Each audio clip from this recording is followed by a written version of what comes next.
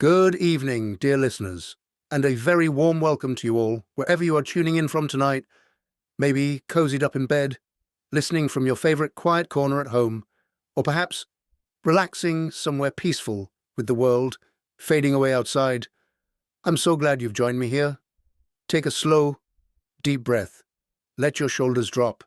Maybe pull the covers up a bit higher and feel the day gently slip away. Let the story begin. It was a thick November fog in London, जब कोल smoke और Thums की सर्दी ने पूरी city को धुंध में लपेट रखा था। मैंने होम्स को वीक्स बाद इतना बेचैन देखा था। वायलिन चप पाइप से सिर्फ धुआं निकाल रहा था। फिर आया लेस्ट्राड का टेलीग्राम, मैनचेस्टर एक्सप्रेस पर सर रेजिनाल्ड हारग्रोव की मौत। कंपार्टमेंट अंदर से बंद, कोई निशान नहीं, सिर्फ जहर का सया। डाइनिंग ट्रे पर खाना अधूरा, आन क्लैरेट का ग्लास हाथ नहीं लगा, और एक नाइफ पर छोटा सा निशान जो सब कुछ बदल देगा। स्कॉटलैंड यार्ड सोच रही थी नेचुरल डेथ या सुइसाइड, लेकिन होम्स ने पहली नजर में कह दिया यह मर्डर है, और किलर ने ट्रेन चलती हुई के अंदर से ही काम तमाम किया। विद इन द आवर हम यस्टन की तरफ निकल पड़े। हंसौम की घंटियां बजती हुई और रात के अंधेरे में एक नई मिस्ट्री शुरू हो चुकी थी। क्या आप गैस कर सकते हैं वह छोटा सा क्लू क्या था जिसने किलर को पकड़वा दिया? Chapter 1. A case presents itself.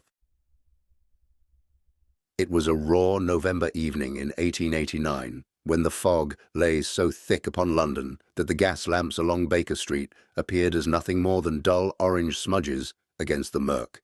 Coal smoke mingled with the damp river air drifting up from the Thames, and every breath carried the sharp bite of soot and whetstone. When I had returned from a dull day at my practice to find Sherlock Holmes in one of his restless moods. He stood by the window, long fingers drumming against the pane, his pipe producing slow, acrid clouds that hung about the room like a second fog. The violin lay untouched upon the settee. Even its strings seemed to share his discontent. I had scarcely removed my overcoat, still damp and smelling of horsehair and street mud, when the bell rang below. Mrs. Hudson's footsteps sounded on the stairs, followed by a sharp rap at our door. "A gentleman to see you, Mr. Holmes," she announced, ushering in a tall, spare man whose ulster dripped onto the rug. His face was pale, the skin drawn tight across the cheekbones, and his eyes carried the unmistakable look of a man who had not slept. "Inspector Lestrade," Holmes said without turning. "You are punctual, though the hour is late." Lestrade removed his bowler and shook it, sending droplets flying. "This won't wait till morning, Holmes. There's been a death on the Manchester Express. Sir Reginald Hargrove, the railway magnate, found stone dead in his private compartment when the train reached Euston at 6:30 this morning." I poured brandy for our visitor. The glass felt cool and heavy in my hand. "Heart failure?" I asked. "Men of his age and habits often—" "No, doctor." Lestrade accepted the glass, but did not drink. "Poison, almost certainly. No mark on him, no struggle. Yet his lips were blue, his face swollen. The compartment was locked from the inside. The guard had spoken to him at Bletchley.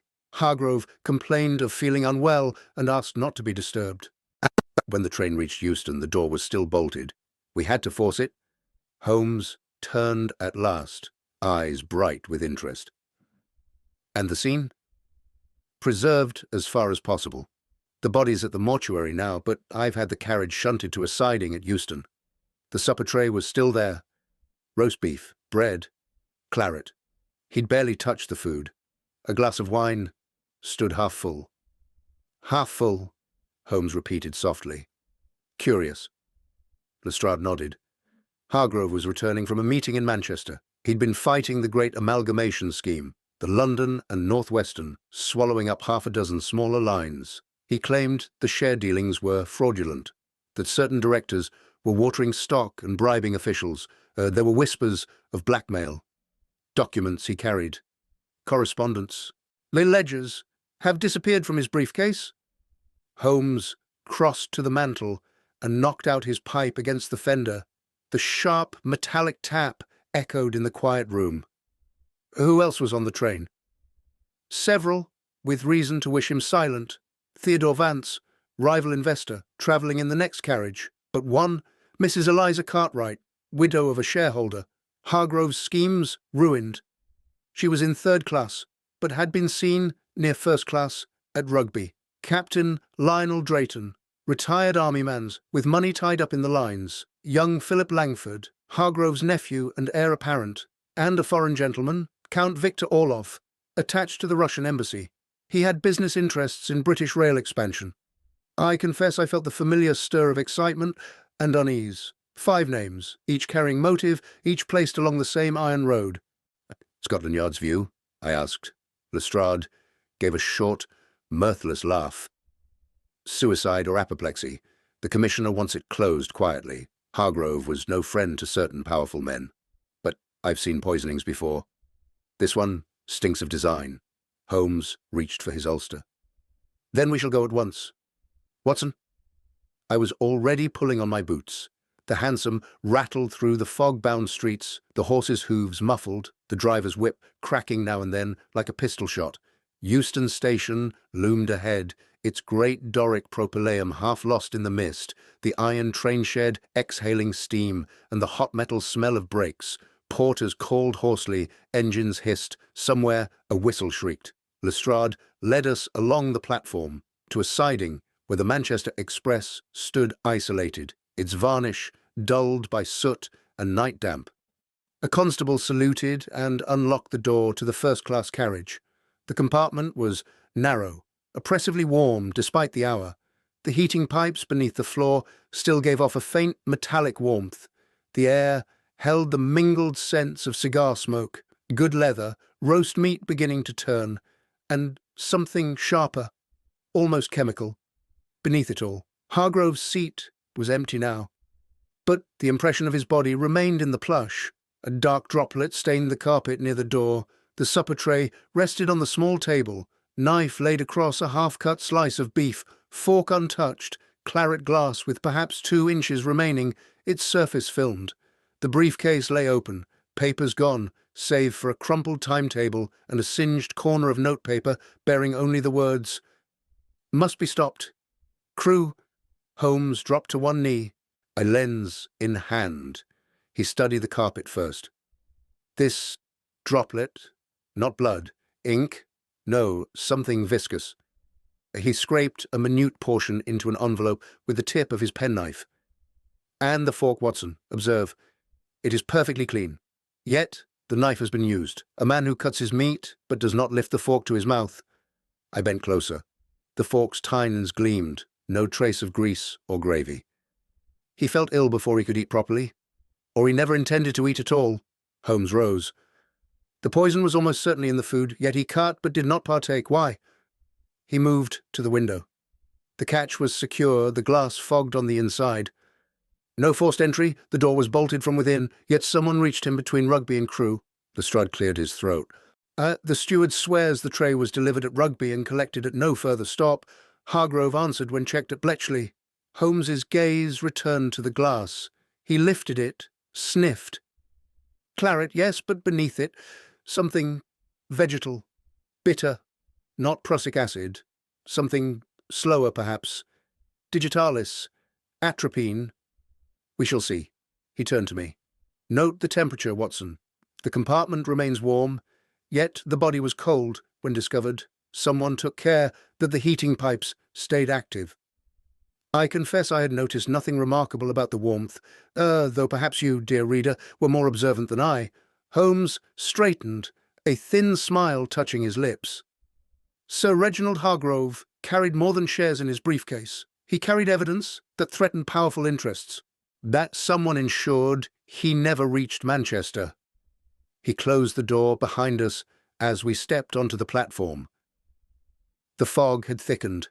An engine's whistle moaned in the distance. "The game is afoot, Watson," he said quietly, "and the first move has been made in darkness." Looking back, the untouched fork was the plainest of clues. Did you see what I missed that night? What awaited us along those iron tracks I could scarcely have imagined. Chapter 2. Into London streets. The fog had barely lifted by morning when Holmes and I set out once more. A thin November sun struggled through the haze, turning the sky the colour of old pewter, and the streets of Baker Street smelled of wet coal and frying bacon from the basement kitchens. Holmes walked briskly, his ulster flapping, pipe clenched between his teeth, and sending up small blue clouds that mingled with the general murk. "Our first call is the railway offices near Euston," he said. "Then we shall follow the threads wherever they lead." The London and Northwestern headquarters occupied a tall, soot-blackened building whose windows rattled whenever an express thundered past. Inside, the air was thick with the odour of ink, hot wax, and the perpetual tang of engine grease that seemed to cling to every ledger and coat. A clerk conducted us to a private office where Mr. Theodore Vance waited. Vance was a heavy man of about 55, red-faced, with small, suspicious eyes. He did not rise when we entered. "Holmes, is it? I've little time for amateur inquiries. I was on that train, yes, in my own compartment. Hargrove and I exchanged sharp words in Manchester 2 days earlier. But I never saw him after we left Rugby." Holmes seated himself, uninvited, and crossed his legs. "You opposed his campaign against the amalgamation. Everyone with sense opposed it. The man was obstinate, claimed directors were issuing phantom shares." "Nonsense." Holmes's gaze dropped to Vance's boots. "Yet your footwear bears a distinctive reddish clay, quite fresh. That particular shade is common near the Crewe locomotive yards, where ballast is often disturbed during night repairs. You left the train at Crewe?" Vance's colour deepened. "I did not, and if there is clay on my boots, it came from the platform at Euston." "Unlikely. The platform here is granite setts." Holmes leaned forward slightly. "Consider the timing, Mr. Vance. The poison, whatever its nature, acted between Rugby and Crewe." "Ah, you had the opportunity during the stop." Vance blustered, but Holmes was already rising. We left him glowering at his desk. Our next destination was a modest private hotel near King's Cross. The narrow hall smelled of boiled cabbage and cheap lavender water. Mrs. Eliza Cartwright received us in a small sitting room whose wallpaper had faded to a sickly green. She wore unrelieved black. Her hands, thin and veined, trembled as she poured tea. We did not drink. "Sir Reginald destroyed my husband," she said in a low, bitter voice. "His railway schemes cost us our savings. I travelled on that train to confront him face to face." "Did you succeed?" I asked. "He refused to see me. I slipped a note under his compartment door at Rugby. That was all." She produced the note, creased, faintly scented with lavender. Holmes examined it under the window's weak light. "The ink has smudged in one place, as though written in haste or agitation. And your gloves, madam. There is a faint smear of grease along the cuff, the sort one might acquire handling a dining tray in a swaying carriage." Mrs. Cartwright's lips tightened. I touched nothing of his. Holmes inclined his head. "We shall see." By early afternoon, we had reached the Pool of London, where the Thames exhaled its familiar reek of tidal mud, tar, and rotting fish. Captain Lionel Drayton resided aboard an old merchant brig, now permanently moored as lodgings. The deck planks groaned beneath our feet. Ropes creaked in the light wind. Drayton met us in a cramped cabin that smelled of oak, salt, and dark rum.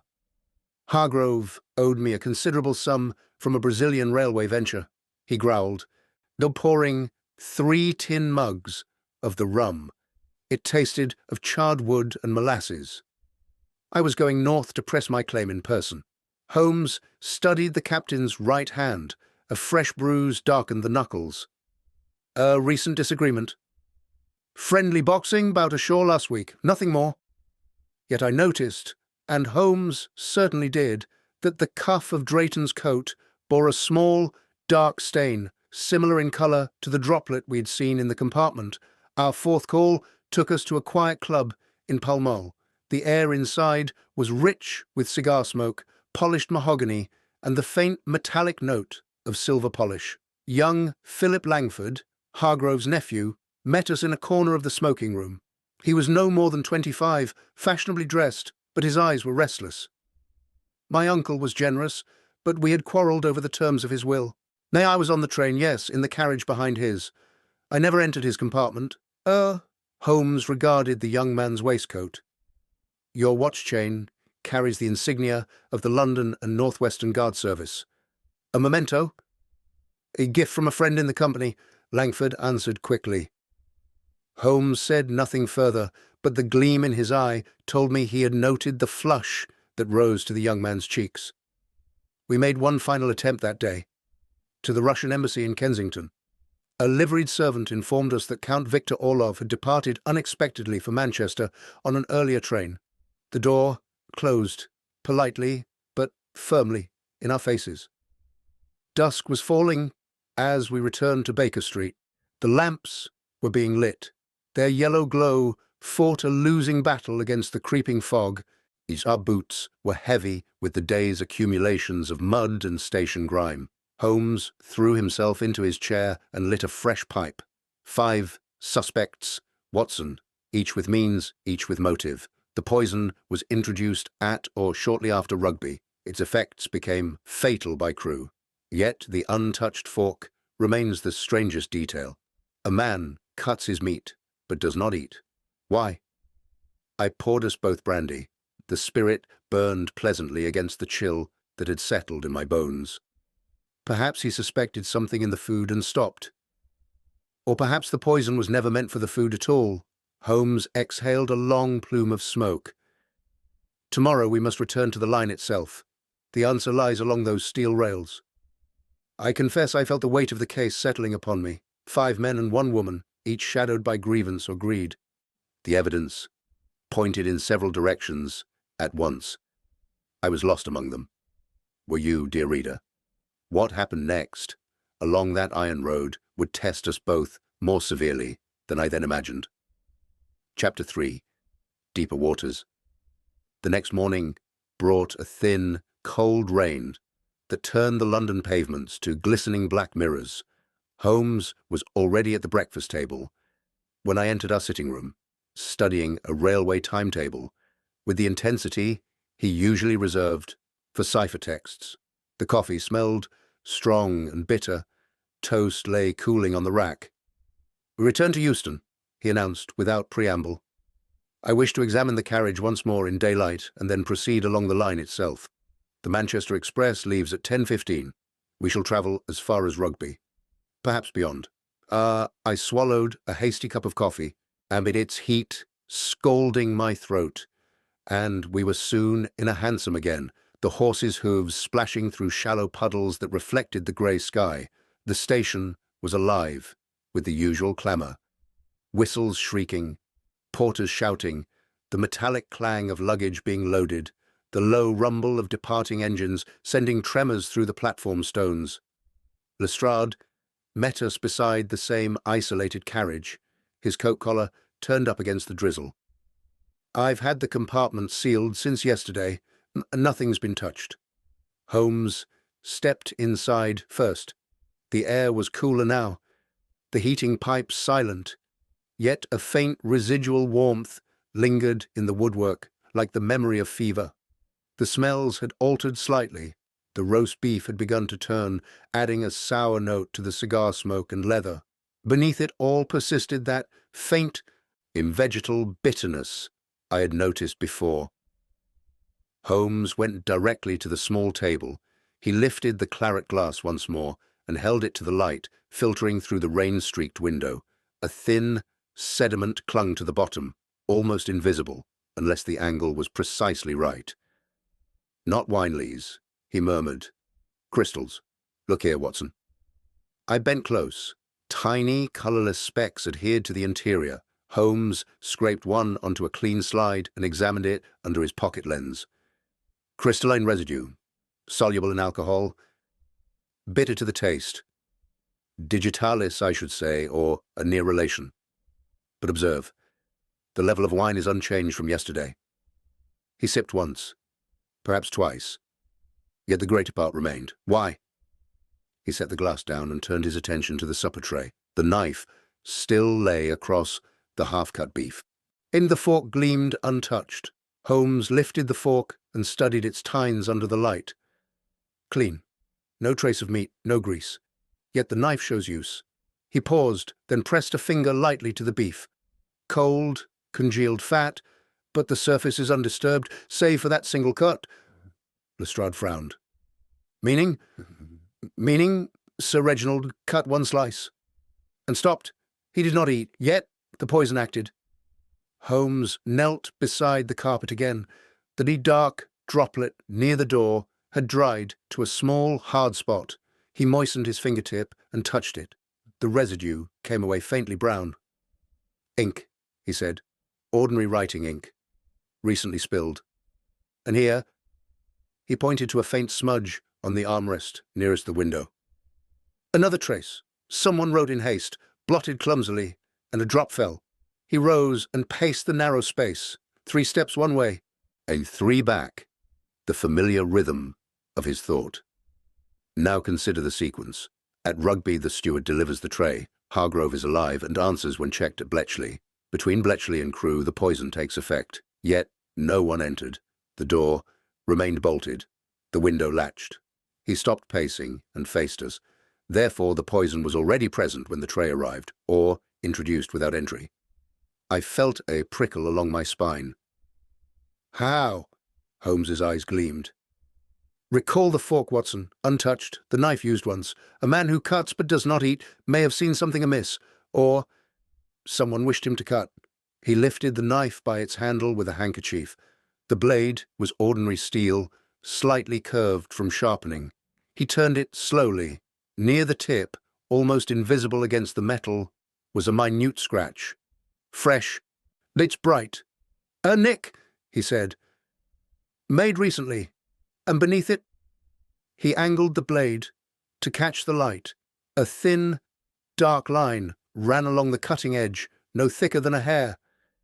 Some substance applied to the blade, Holmes continued, soluble in fat or moisture. When he cut the beef, a trace transferred to the meat. He tasted it once, perhaps on the knife itself, and set both aside. The dose was small, cumulative.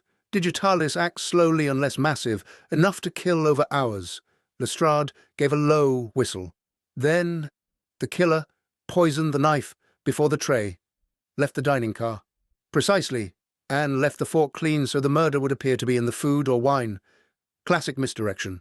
Holmes replaced the knife. I encountered a similar device years ago in the affair of the poisoned chalice at St. Albans. And there the toxin was smeared on the rim of a goblet. The victim drank but once and died in agony. The killer relied on the assumption that poison must lie in the liquid itself. Here the assumption is the same, that Hargrove must have eaten what was poisoned, yet he did not. I stared at the tray, seeing it now in a different light. The untouched fork, the single cut, the nick on the blade, all suddenly eloquent. The signs were there, I said quietly. In hindsight, we should have known. Holmes nodded. The ground remembers, Watson, the knife remembers, and Hargrove's own fastidiousness, his refusal to eat once he suspected, sealed his fate. He died of caution as much as poison. He turned to Lestrade. We must speak with the dining car steward again and examine the kitchen at Rugby if necessary, but first, he glanced at his watch. Our train departs in 20 minutes. As we stepped onto the platform, the rain had eased to a fine mist. An engine's safety valve hissed, steam drifted across the tracks in white coils. The Manchester line stretched north, iron ribbons vanishing into the murk. Holmes paused beside me. The net is tightening, Watson. Someone on this train, or connected to its service, knew Hargrove's habits intimately. Someone who could reach the cutlery before it reached him. I looked along the platform at the hurrying passengers, the uniformed attendants, the anonymous faces. Any one of them might have handled that knife. A new understanding was dawning, cold and certain.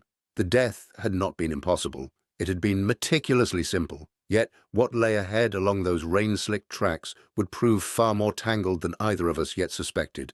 In Chapter 4, Shadows and Suspicions, the 10:15 express pulled out of Euston with a long, mournful whistle that echoed through the steam and rain. Holmes and I secured a first-class compartment of our own, though the journey felt less like travel than pursuit. The carriage swayed gently. Rain streaked the windows in silver threads, blurring the soot-blackened backs of houses into a monochrome smear. Inside, the air carried the familiar railway scent of warm varnish, coal smoke drifting in at the ventilators, and the faint metallic tang of hot axle boxes. Holmes sat opposite me, long legs stretched, eyes half closed in that attitude of intense concentration I knew so well. He had spread the timetable across his knees and was tracing stations with a lean forefinger. Rugby at 1:20, he murmured. Crew at 3:45. The critical window is narrow, barely 2 hours. Yet, within it, someone poisoned a knife and ensured it reached Hargrove's tray. I watched the suburbs give way to open fields, sodden and grey under the low sky. We have 5 suspects, with opportunity. Which would you suspect first? Holmes opened his eyes. All of them, Watson, and none until the evidence speaks more clearly. Vance's clay-stained boots suggest he left the train at Crewe, perhaps to meet someone. Mrs. Cartwright's grease-smeared glove hints at handling kitchen items. Drayton's bruised knuckles and stained cuff point to a scuffle, or contact with the same substance as the carpet droplet. Langford's guard insignia on his watch chain implies familiarity with railway personnel. Orlov's sudden departure for Manchester is convenient timing. I rubbed my chin. 3 men had clear access through connections, 2 through personal grievance. Yet the method, the poisoned blade, requires someone who could reach the dining car cutlery without suspicion. Exactly. Holmes tapped the timetable. The steward, Ellis, is the obvious link. He admitted delivering the tray at Rugby. We shall question him first. The train slowed for the approach to Rugby. The platform bustled despite the weather, porters in oilskins wheeling barrows, a newsboy crying headlines, the sharp clang of milk churns being unloaded. We stepped down into the drizzle. Ellis proved to be a thin, anxious man in his late 40s, uniform immaculate, but face pale. He met us in the small staff room behind the refreshment rooms, where the air smelled of tea, fried bacon, and damp wool. I swear, and gentlemen, he began, before Holmes could speak. I took the tray straight from the kitchen to Sir Reginald's compartment. He opened the door himself, took it, thanked me civilly. I collected nothing till Crewe. By then he was dead. Holmes regarded him steadily. Who prepared the tray? The cook, Mr. Burrows, and the kitchen porter, Jem Higgs, standard service. Roast beef, bread, butter, claret poured from the bottle. And the cutlery. Laid out in the pantry beforehand, I only carried the tray. Holmes produced the timetable from his pocket. You have a brother employed at Crewe Yards, do you not? Ellis blinked. Yes, sir, but he's a fitter, nothing to do with dining cars. Yet he might have knowledge of passengers of note. Holmes leaned closer. Did Sir Reginald ever speak to you of his business? Only to complain the claret was too warm. Nothing else. We left Ellis visibly shaken. Outside, the rain had eased. A weak sun pierced the clouds, turning wet rails to silver. Our next stop was brief. A hurried interview with the kitchen porter, Higgs, in the pantry car. He was a burly youth with coal-black hands and a nervous laugh. He swore he had laid no hand on the knife after sharpening it that morning. Sharpened it? Holmes repeated. Aye, sir, the beef was tough, always is on the long run. I gave the blade a few licks on the stone before service. Holmes's expression sharpened. Show me the stone. Higgs produced a small whetstone from a drawer. Holmes examined it under the compartment lamp. A faint, dark smear marred one edge, similar in hue to the droplet on the carpet. Bet someone wiped the blade after you sharpened it, Holmes said quietly. Not you. Higgs shook his head violently. Not me, sir, I swear. The train lurched forward again. We returned to our seats as the countryside rolled past, hedgerows dripping, cattle standing disconsolate in muddy fields. At the next halt, a small junction, Holmes dispatched a telegram to Lestrade requesting immediate checks on the movements of Vance and Orloff after Crewe. Then he sat back, fingers steepled. False leads abound, he observed. The grease on Mrs. Cartwright's glove might be innocent kitchen contact. Drayton's stain could be tobacco juice. Yet one detail persists. The nick on the knife was deliberate. Someone marred the blade to hold the poison longer. I considered the 5 names again. If we eliminate the impossible, say that Mrs. de Cartwright could not have entered the dining car unnoticed. Then 3 remain with plausible access: Vance, Langford, and the Count. Holmes gave a small nod. And yet, motive alone does not place the hand on the knife. We need the connection. The afternoon wore on. At Crewe, we left the express and hired a dog cart to take us to the locomotive yards. The vast sheds rang with the clang of hammers, the hiss of steam, the shouts of fitters.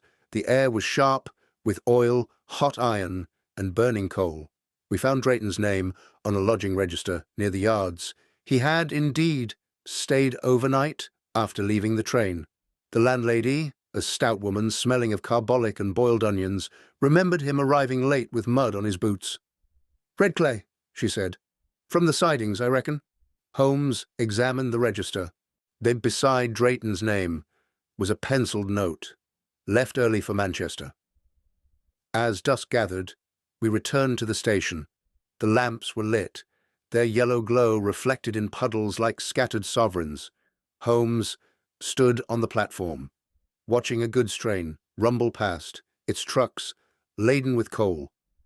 "The net is closing, Watson," he said, "but slowly. Someone on that train, or serving it, knew Hargrove would cut his meat, but not eat it if suspicious.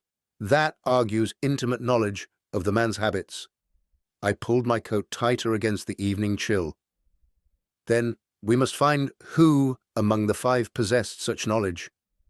Holmes turned to me, eyes gleaming in the lamplight. "Precisely. And when we do, the shadow will take substance." 3 suspects had begun to stand out more clearly in my mind, yet doubt remained. Which would you have suspected at that moment, knowing only what we knew then? The train north would carry us deeper into the tangle and closer to the hand that had poisoned the blade. Chapter 5. The Pursuit.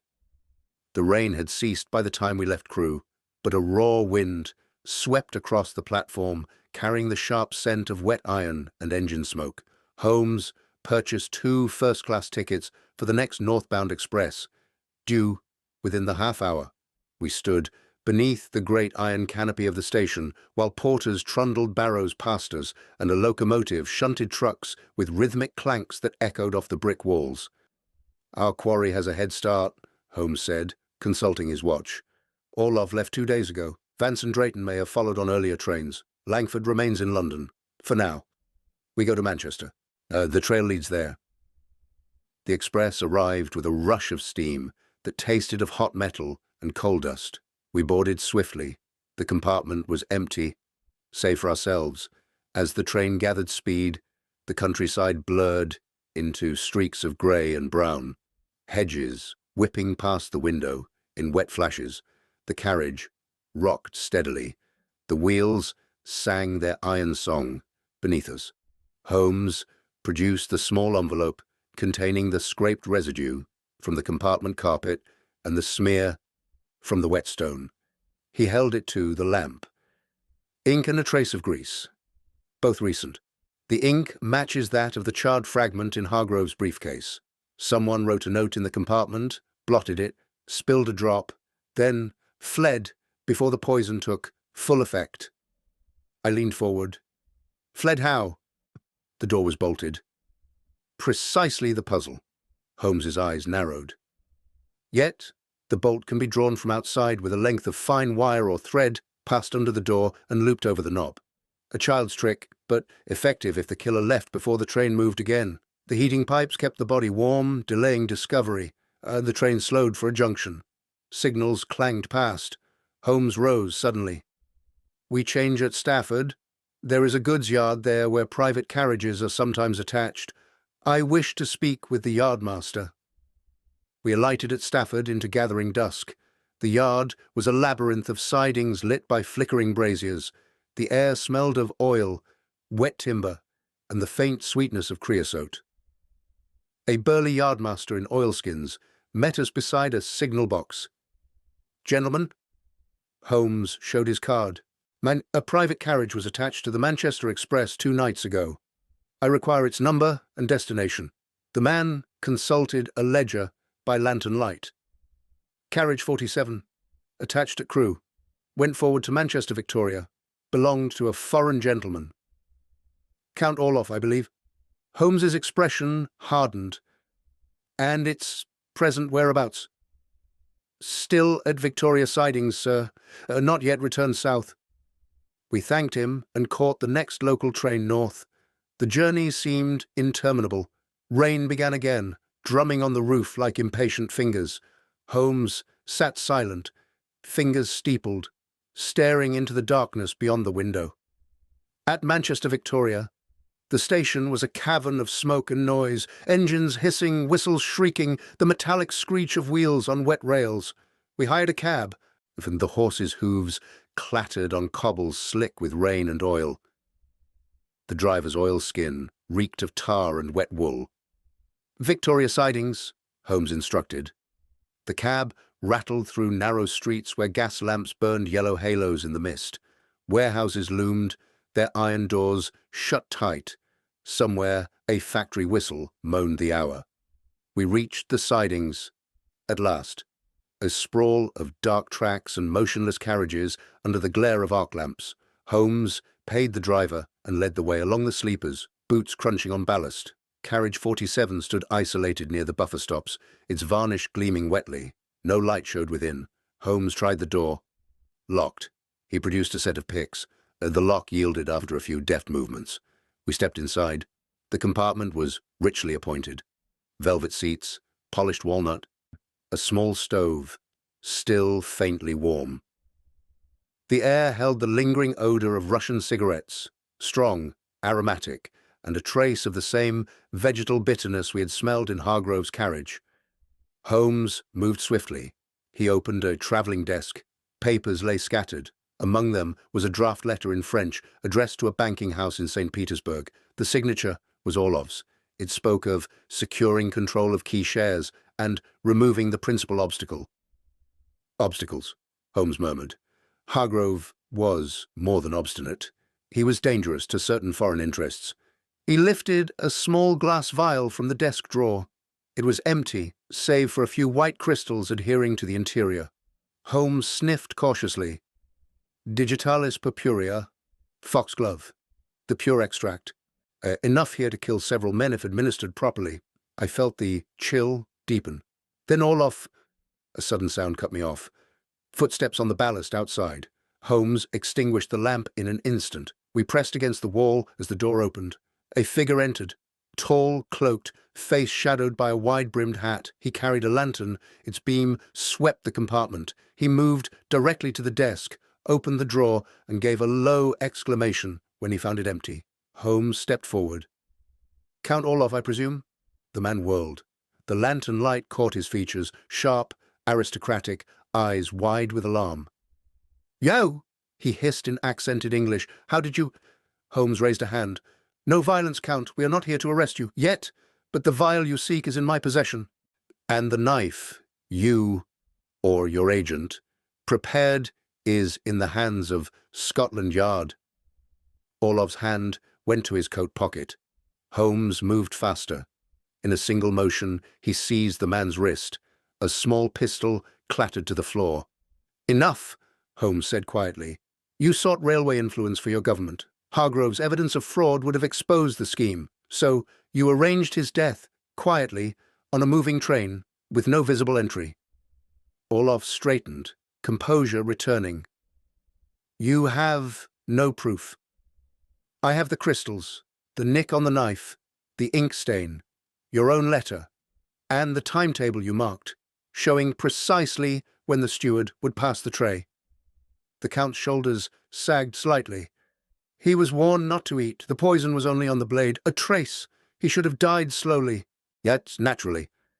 "But he cut once and stopped," I said. "His caution killed him." Orloff looked at me for the first time. "Yes, his caution." Holmes retrieved the pistol. "You will accompany us to the police office at Manchester. The game, Count, is over." As we led him out into the rain-swept yard, the stakes had risen to their height. The truth was close, yet the full chain of command remained hidden. Someone in London had supplied the poison. Someone had sharpened the knife. I confess I was utterly at sea amid the tangle of foreign intrigue and railway finance. The pieces moved too swiftly for me. I wonder, dear reader, did you fare any better in piecing them together? What followed in the cold Manchester streets would bring the matter to its crisis at last. Chapter 6. The past speaks. The Manchester police office was a grim, gas-lit building near the Irwell, its corridors smelling of carbolic soap, whetstone, and the faint sourness of old coffee. Rain drummed steadily on the slates above, while we waited in a small interview room for Count Victor Orlov to be brought in. The wooden table bore old ink stains. The chairs creaked under our weight. Holmes sat motionless, eyes fixed on the door, pipe unlit between his fingers. When Orlov entered, escorted by 2 constables, he had regained something of his diplomatic poise. His cloak was gone. He wore a dark suit of excellent cut, though the cuffs were damp from the night air. He seated himself without invitation and regarded us with calm, almost weary eyes. "You have the advantage, Mr. Holmes," he said in precise English.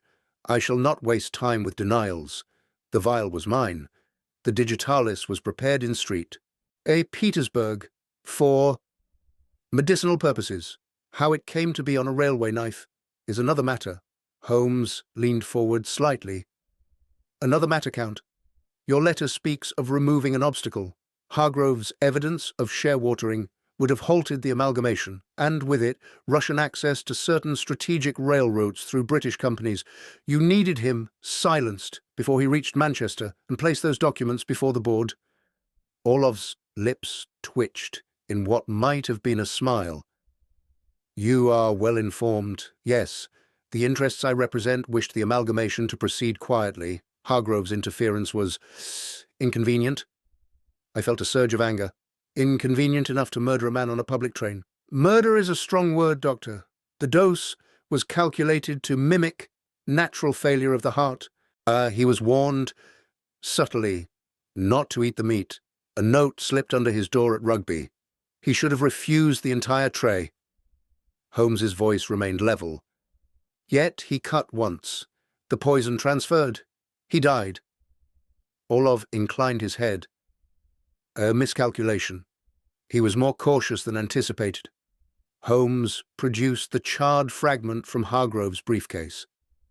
"This note must be stopped. Crewe was written by Hargrove himself, was it not? He suspected danger at Crewe. He intended to leave the train there, perhaps to meet an ally or to telegraph evidence south."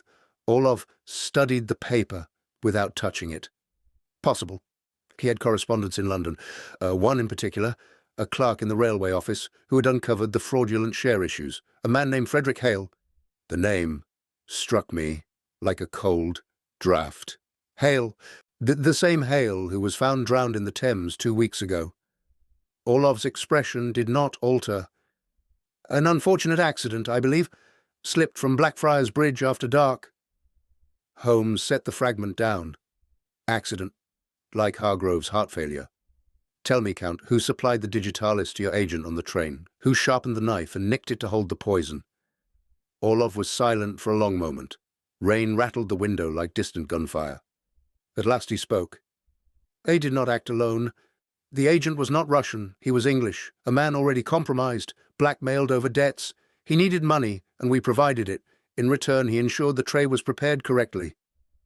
"Name him," Holmes said quietly. Orlov met his gaze. "Theodore Vance. He had lost heavily in South American railways. There we offered to settle his debts, and more. If he would act, he arranged the knife through a kitchen porter at Rugby. He left the train at Crewe to report success and collect further payment." I stared at the Count. Vance, the florid, blustering investor whose boots bore Crewe clay. The pieces shifted, locked into place. Holmes exhaled slowly. "And Drayton, Langford, Mrs. Cartwright. Red herrings, mostly. Drayton pressed Hargrove for money. He was aboard to threaten, nothing more. Langford hoped for inheritance, but lacked the nerve for murder. The widow's grudge was real, but impotent. They provided confusion, useful confusion.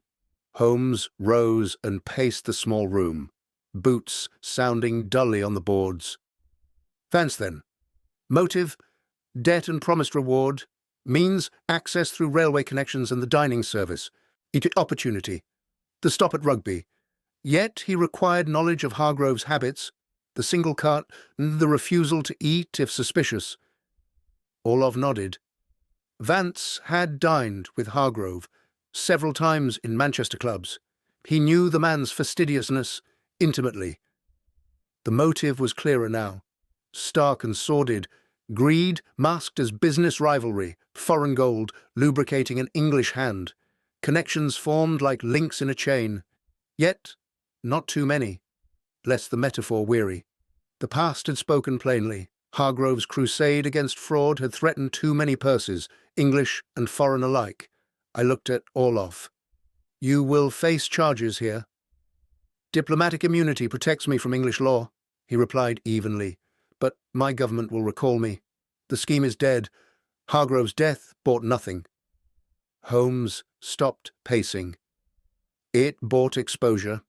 Scotland Yard will trace the payments. Vance will be arrested. The board in Manchester will see the documents Hargrove carried. Copies survive, I presume. Orlov gave a faint shrug.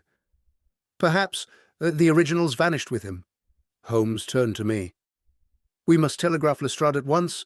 Vance must not slip away. As the constables led Orlov back to his cell, I stood by the window, watching rain course down the glass in rivulets. The river below reflected the gas lamps in broken shards of light. The case had begun in London. Fog and ended in Manchester rain. Yet the threads reached back years. Debts, failed ventures, whispered promises in embassy rooms. Holmes joined me. The signs were there from the beginning, Watson. The untouched fork, the nick on the blade, the spilled ink of a hurried note. Yeah, we should have seen the hand behind them sooner. I nodded slowly. In hindsight, yes. The past always speaks clearly once the present has fallen silent. He placed a hand briefly on my shoulder. The resolution approaches. Tomorrow we return south, with Vance in custody, if fortune favours us. Outside, the rain eased to a drizzle. A distant factory hooter sounded the midnight shift. The pieces had connected at last. The picture stood complete. Ugly, but true. Yet one shadow lingered. Vance had acted for money. But who had first placed him in Orlov's path? The answer, I suspected, waited in London. The net had drawn tight. What remained was to close it. Chapter 7. The truth emerges. We returned to London by the earliest morning train, the carriage, half empty and cold, despite the stove, at the end of the corridor. Dead dawn broke grey over the Midlands. Fields lay sodden under low cloud, and the rails sang a steady, monotonous note beneath us. Holmes sat opposite, silent for most of the journey, his eyes fixed on the passing landscape, as though reading a cipher written in hedge and furrow. I had telegraphed Lestrade from Manchester. Vance must be detained at once. The reply came back, terse and affirmative. He would meet us at Euston. The platform was crowded when we arrived, the air thick with coal smoke, hot metal, and the sharp cries of newsboys hawking the morning editions. Lestrade waited near the barrier, flanked by two plainclothes sergeants. His face was drawn, eyes red-rimmed from lack of sleep. Vance is in custody, he said, without preamble. Picked him up at his club last night. He blustered. Of course, demanded his solicitor, but when we showed him the vial from Orlov's carriage and the analysis of the knife residue, he went quiet. He's at Scotland Yard now. Holmes nodded once. Then we shall hear his account directly. We took a cab through the morning traffic.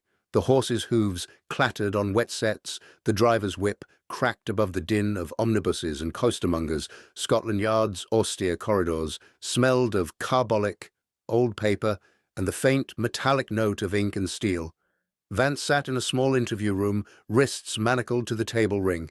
He looked smaller than I remembered. Shoulders hunched, the florid colour drained from his cheeks.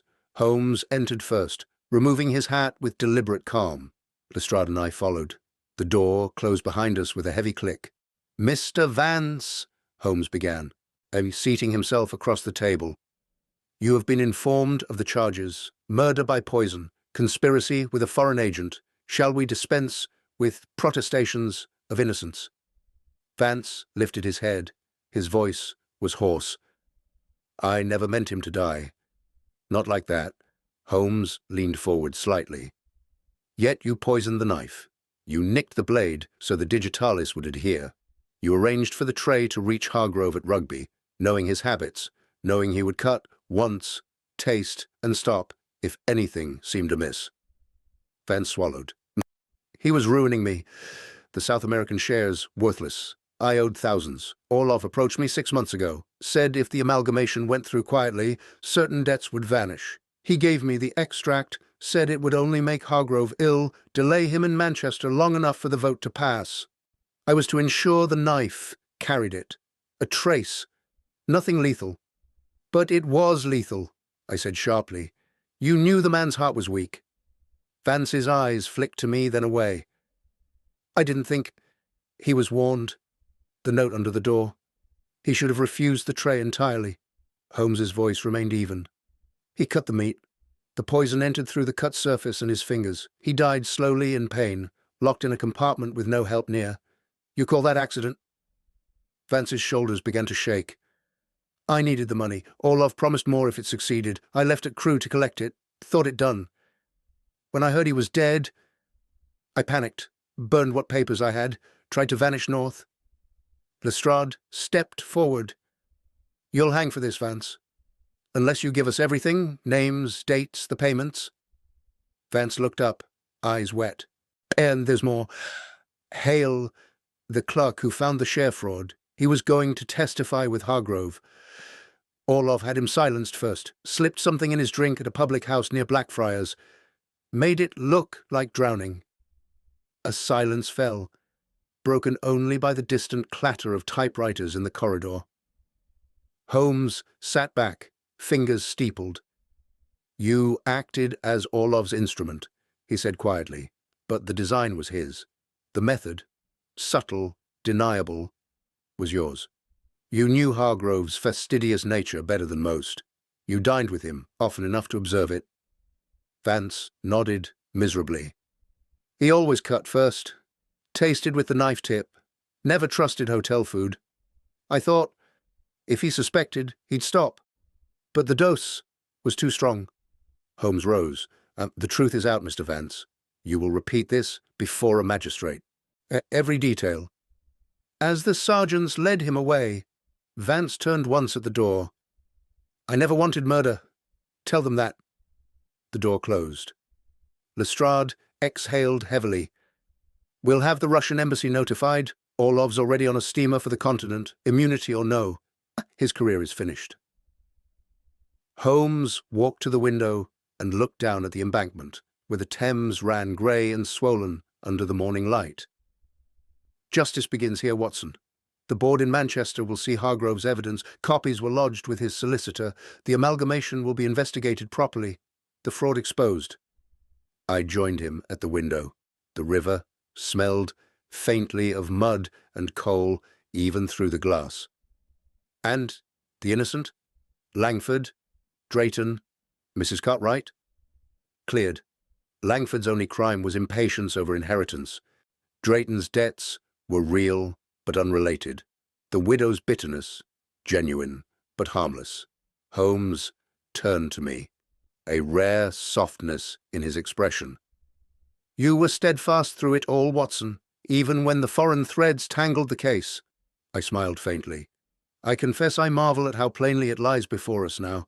The untouched fork, the nick on the blade, the spilled ink of a warning note never delivered in time. Did you see it all from the beginning, Holmes? He gave a small shrug. Not all, but enough to follow the scent. I wonder how many of you who have followed this account guessed the hand behind the knife before Vance confessed.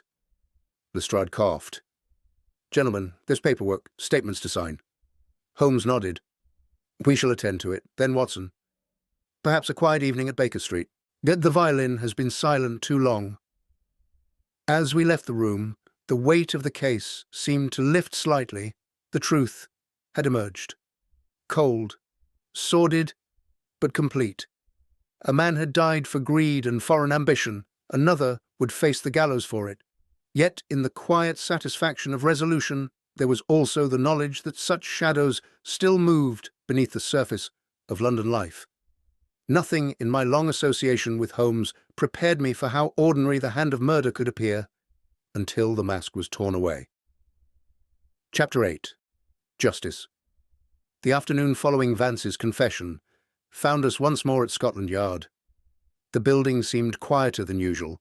The usual bustle of constables and messengers had subsided into a subdued hum, as though the very walls sensed that the principal thread of the case had been drawn taut and cut. That rain still fell outside, drumming against the tall windows of the interview rooms, but within the corridors the air carried only the familiar sense of damp wool, ink, and polished brass. Lestrade met us in his office, a narrow chamber lined with shelves of bound reports and lit by a single gas bracket. A fresh pot of tea steamed on the desk. 3 cups waited. He poured without asking. "Vance has signed the full statement," he said, sliding a sheaf of foolscap across the blotter. Every detail. Orlov's first approach in a private room at the Reform Club, the exchange of money through a Swiss bank, the handoff of the digitalis extract in a cigar case at Euston 2 days before the journey.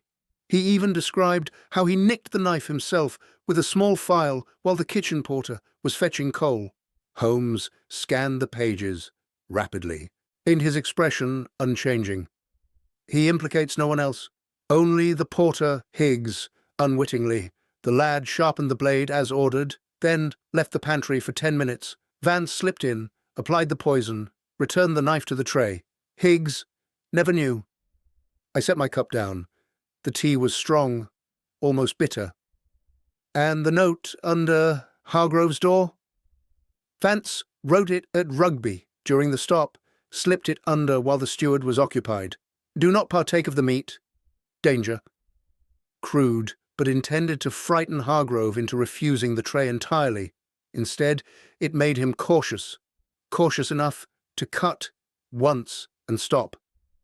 Lestrade rubbed his eyes. "The Commissioner wants it wrapped quickly. Diplomatic channels are already open with the Russians. Orlov's steamer left Tilbury at dawn. We shan't see him again unless he's foolish enough to return. But Vance will stand trial. Murder premeditated. The evidence is ironclad." Holmes folded the statement neatly. "And the Railway Board?" "They've received the copies of Hargrove's documents, lodged with his solicitor in Manchester. The share-watering allegations are being investigated independently. Several directors have tendered resignations already. The amalgamation scheme is in abeyance. Smaller lines will keep their independence for the present." A knock sounded at the door. A sergeant entered, saluting.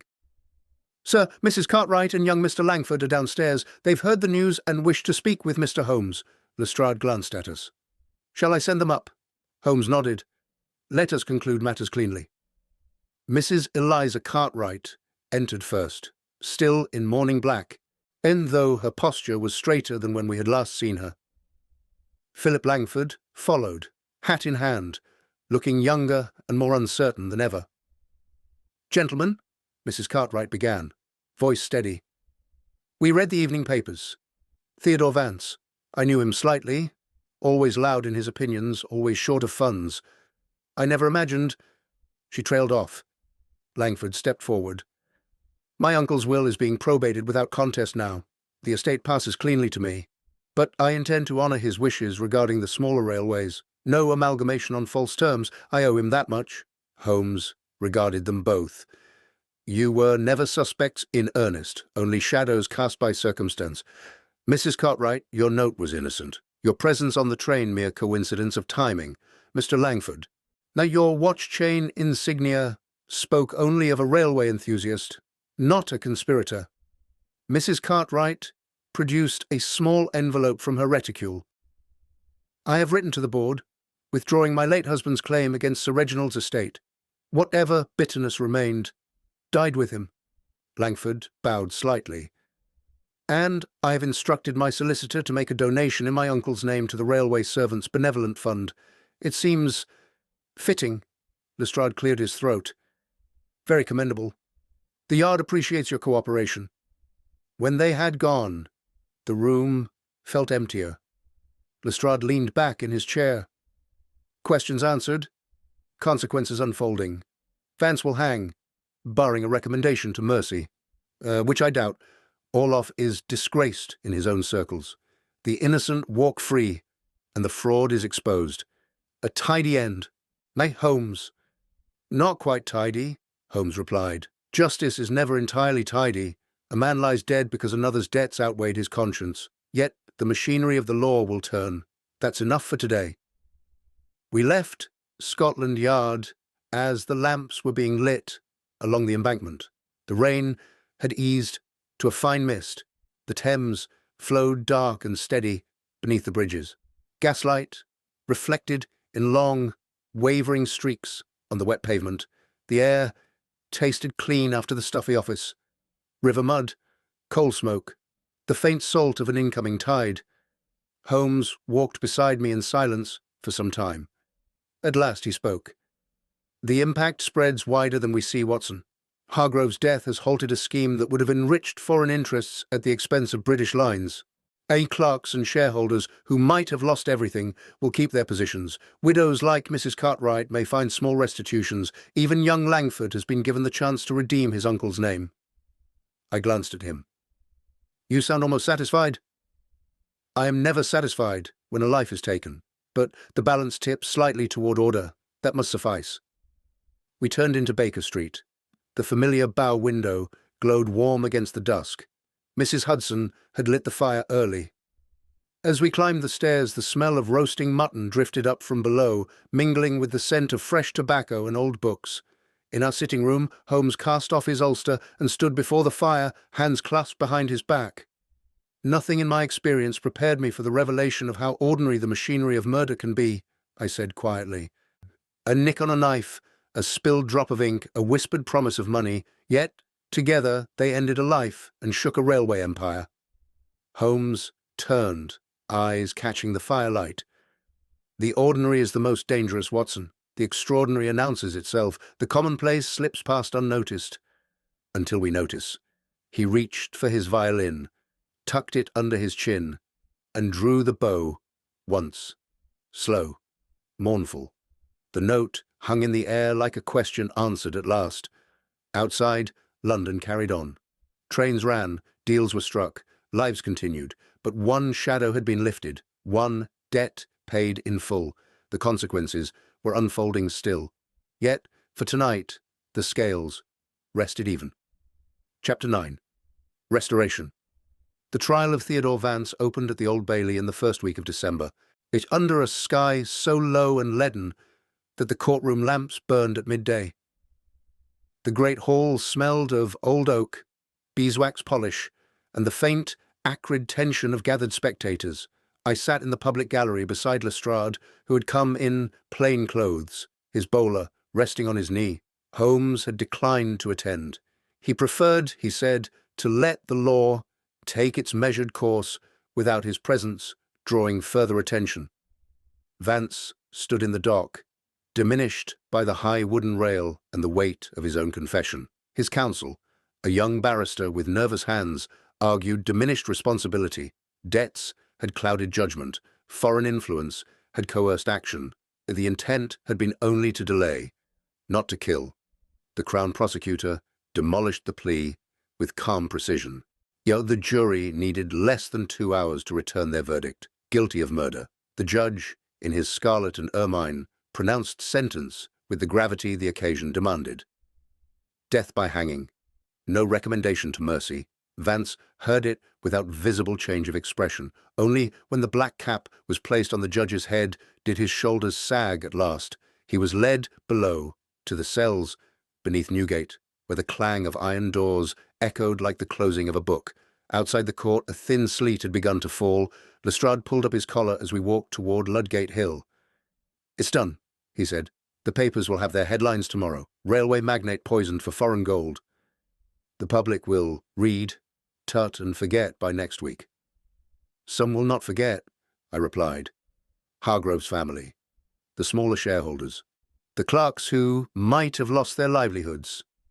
Lestrade nodded. The board has already acted. The amalgamation is dead. Independent lines will remain so, at least for a generation.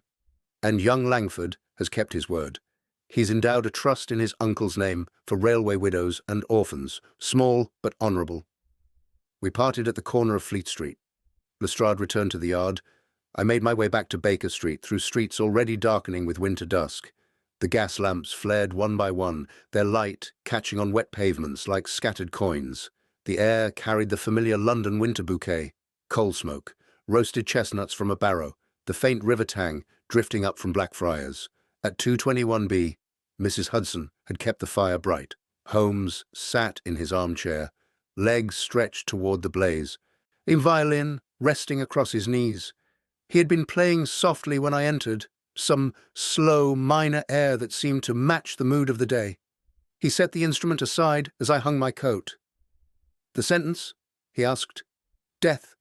He nodded once. "As expected." "And the aftermath?" I recounted what Lestrade had told me. The trust, the halted amalgamation, the quiet clearing of innocent names. Holmes listened without interruption, fingers steepled beneath his chin. "Restoration," he said at length. "Not perfect, but partial. Hargrove's evidence survives in copy. The fraud is exposed. The foreign hand is withdrawn. Philip Langford has an opportunity to be better than his uncle's worst instincts. Mrs. Cartwright has laid her bitterness to rest. Even the railway servants, who might have suffered, gain a small measure of security." I settled into my own chair. The fire crackled. A coal shifted with a soft pop. "And Vance will hang. His debts are paid in the harshest coin. Yet even he served a purpose. He revealed the vulnerability of the system. A man once trusted in railway circles, turned by desperation and foreign promises. The lesson will not be lost on the boardrooms." I poured sherry for us both. The decanter felt cool against my palm, the wine warm on the tongue. "You seem almost philosophical tonight, Holmes." He gave a faint smile. "Cases end, Watson. This one has ended cleanly enough, the guilty punished, the innocent vindicated, the larger wrong at least checked. It is rare to see so many strands restored to their proper place." We sat in companionable silence for some time. Outside, the sleet tapped against the window like impatient fingers. Big Ben tolled the hour across the city, deep, measured strokes that carried through the fog. Holmes rose at last and crossed to the desk where the charred fragment from Hargrove's briefcase still lay under glass, a small relic of the case. He touched the frame lightly.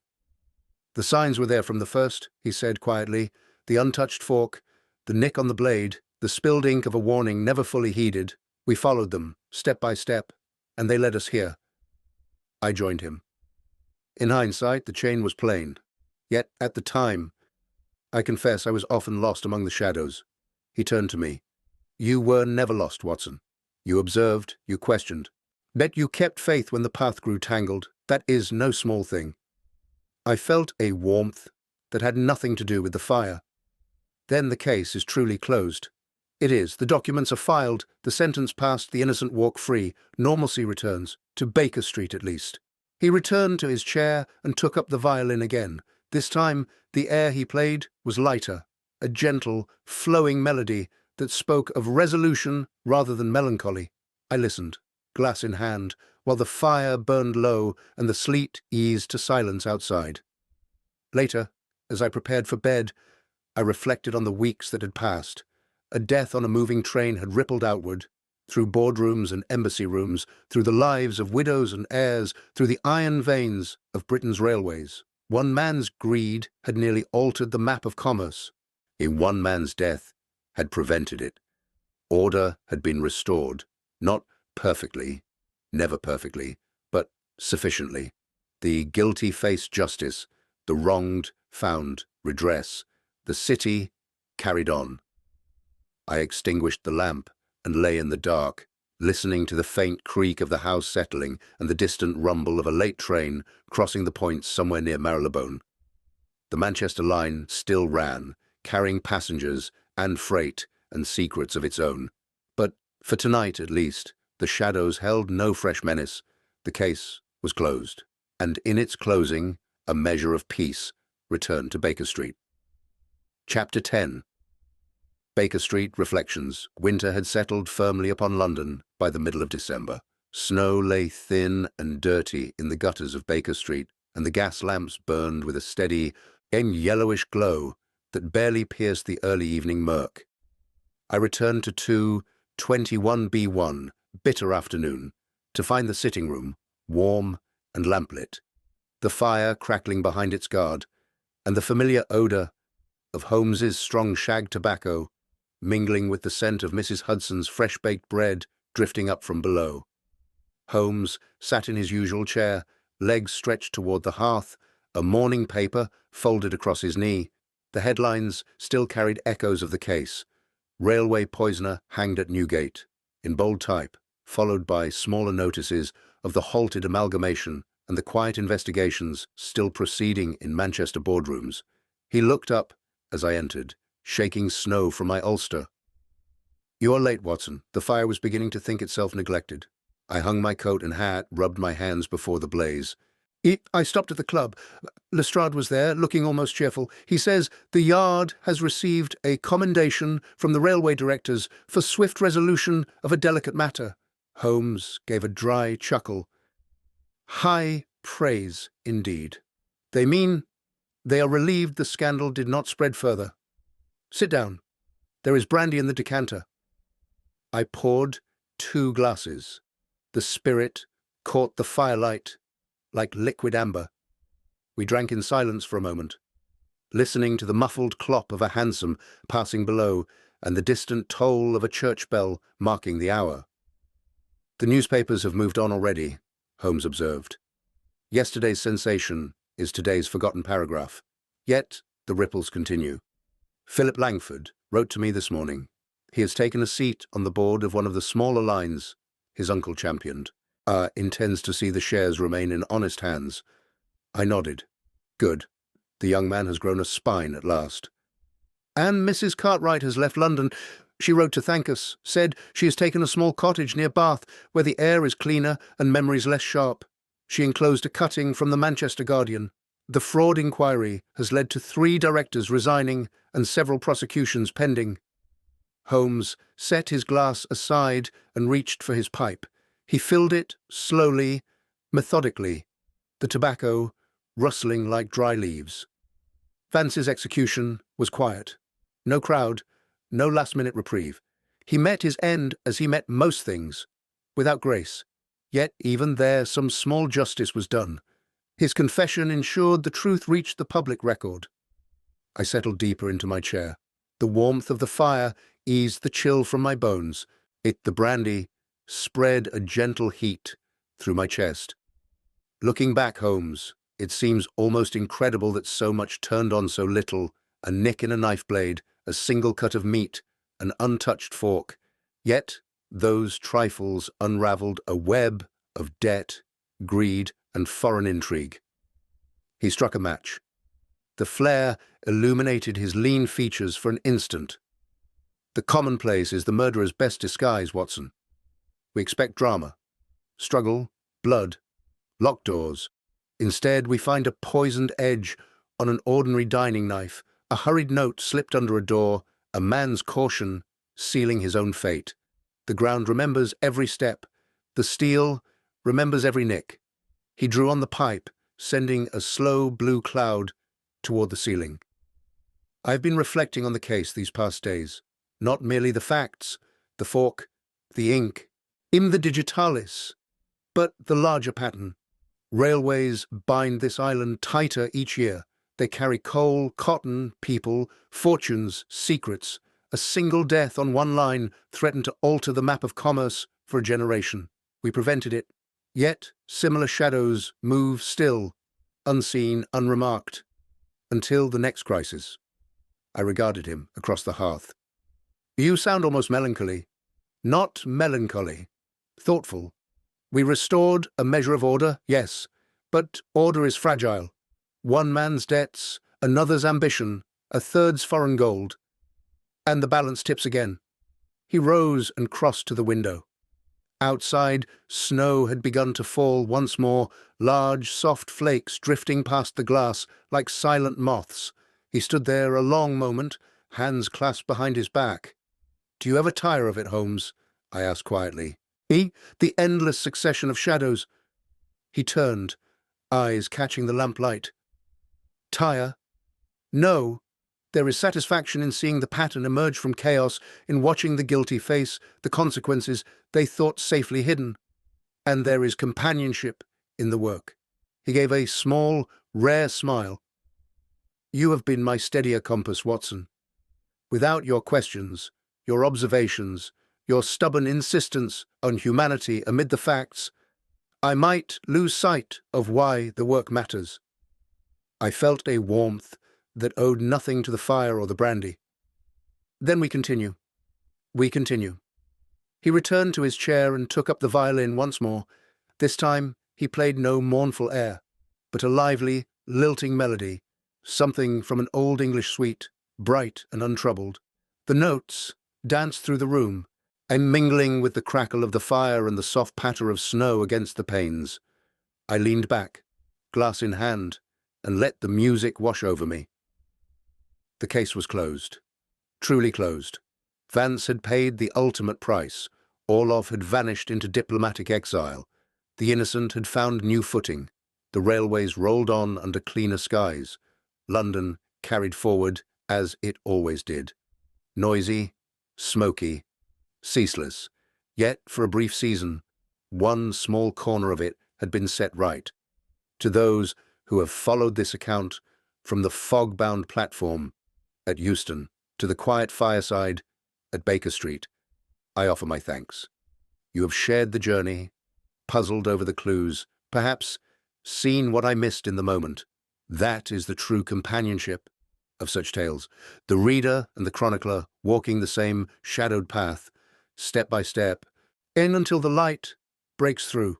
Holmes set the violin down at last. The final note lingered in the air like a question answered. "Another pipe, Watson?